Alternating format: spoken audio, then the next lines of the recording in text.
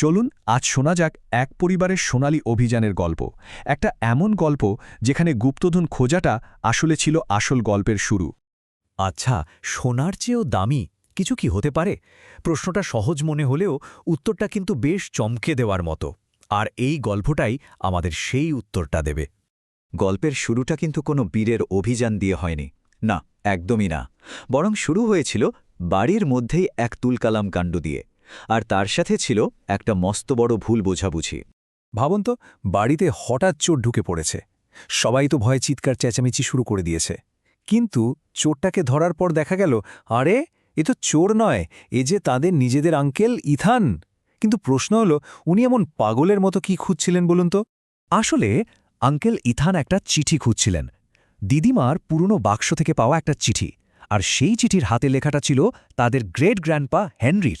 আর সেই চিঠিতেই লুকিয়েছিল আসল রহস্যটা, ক্যালিফোর্নিয়ার এক সোনার খনির গোপন ইঙ্গিত। সূত্রটা কোথায় ছিল জানেন? একটা পুরনো অ্যাডভেঞ্চার বইয়ের ভাজের মধ্যে লেখা ছিল, যে খাঁড়ি ধরে এগোবে সে হয়তো জলের মধ্যে উজ্জ্বল ধুলো খুঁজে পাবে। ব্যাস, আর কি চাই? এই একটা লাইনই যেন পুরো পরিবারকে একটা দারুণ রোড ট্রিপে যাওয়ার জন্য একরকম বাধ্য করে ফেলল।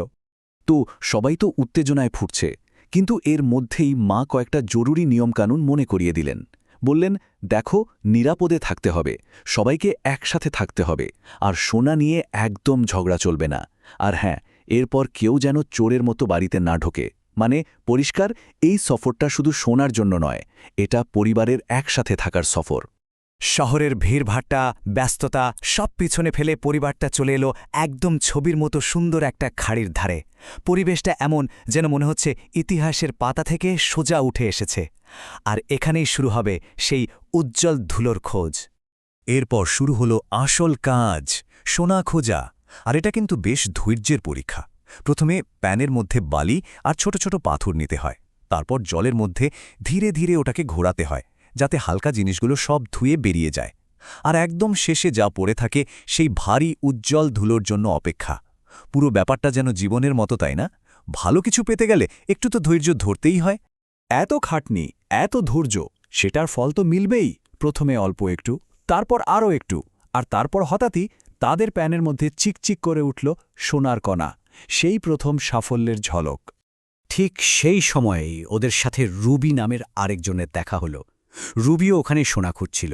সে বেশ বন্ধুত্বপূর্ণভাবে কিছু পরামর্শ দিল, কিন্তু তার সাথে একটা ছোট্ট সতর্কবার্তাও জুড়ে দিল। বলল, নিজের জিনিসপত্র সাবধানে রাখবেন, সোনার আশেপাশে এলেই মানুষের মাথা কেমন ঘুরে যায়। কথাটা খুব সাধারণ হলেও ওই শান্ত পরিবেশে কেমন যেন একটা কাঁটার মতো খচখচ করতে লাগল। হ্যাঁ, ওরা সোনা খুঁজে পেয়েছিল, হয়তো খুবই ছোট ছোট কণা, কিন্তু সেগুলো আসল সোনা, আর তাতেই তাদের আনন্দ আর ধরে না। তার মানে গ্রেট গ্র্যান্ডপা হেনরির গল্পটা সত্যি ছিল। এটা শুধু সোনা খুঁজে পাওয়া ছিল না, এটা ছিল নিজেদের পরিবারের ইতিহাসের একটা হারিয়ে যাওয়া অধ্যায়কে ছুঁয়ে দেখা। আর তখন থেকেই তাদের একটা নতুন মোটো তৈরি হয়ে গেল, ছোট সোনাও তো সোনা। মানে সাফল্য ছোট হোক বা বড়, আসল হলো সেটাকে একসাথে উপভোগ করা। এই অভিযানের প্রত্যেকটা ছোট ছোট মুহূর্তকে ওরা একসাথে উদযাপন করতে শিখে গিয়েছিল। আর ঠিক তার পরেই ঘটল সেই অবিশ্বাস্য ঘটনাটা। বাচ্চাদের একজন একটা পাথর ভেবে প্রায় ফেলেই দিচ্ছিল একটা টুকরোকে, কিন্তু শেষ মুহূর্তে দেখা গেল ওটা পাথর নয়, ওটা ছিল তাদের পাওয়া সবচেয়ে বড় সোনার টুকরো। ভাবা যায়, পুরো পরিবার তো খুশিতে একেবারে লাফিয়ে উঠল।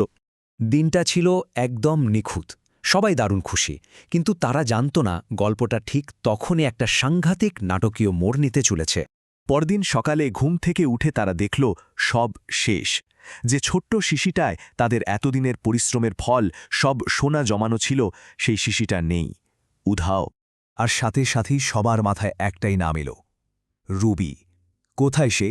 তাকিয়ে দেখল রুবির ক্যাম্পের জায়গাটা একেবারে ফাঁকা, অস্বাভাবিক রকম খালি।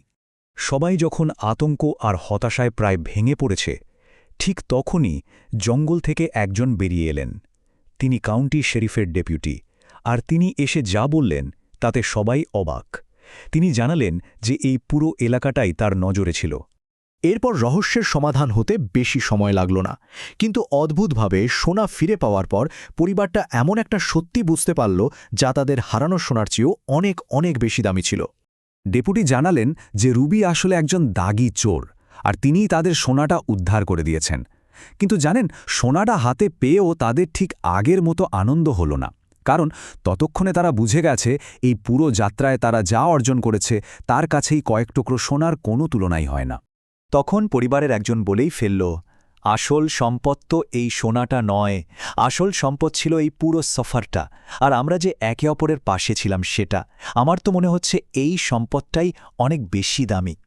আর এই কথাটাই ছিল সবার মনের কথা। এই গল্পটা শেষ পর্যন্ত আমাদের একটা প্রশ্ন করে যায়, তাই না? আমরা সবাই তো জীবনে কোনো না কোনো সোনার পেছনে ছুটছি, কিন্তু সেই ছোটার পথে আশেপাশে ছড়িয়ে থাকা ছোট ছোট আসল সম্পদগুলোকে আমরা খেয়াল করি? হয়তো সেই ছোট ছোট মুহূর্তগুলোই আমাদের জীবনের সবচেয়ে বড় সঞ্চয়।